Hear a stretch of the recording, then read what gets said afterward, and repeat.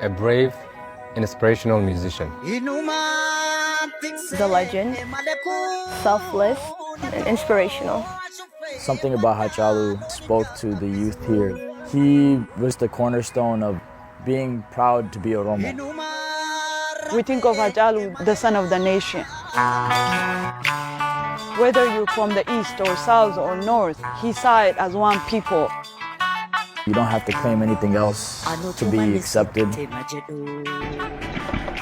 It's part of an Oromo knowledge tradition that he discovered when he was in prison.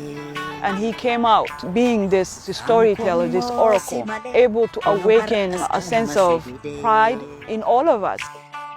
He served as a portal for his generation to access that knowledge.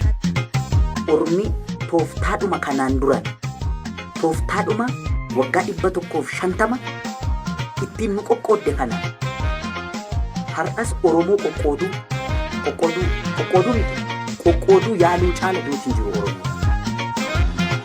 Riskii sun fudhattee jira. Riskii sun itti gaabbii ta'a. Ittiin gaabbii.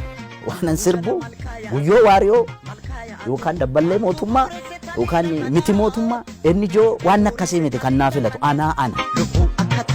Inni jiraata. Ammarri waa'ee maqaan isaanii kan warri Oromoo jiru. Dhaabbitti kan du'an isaaniidha.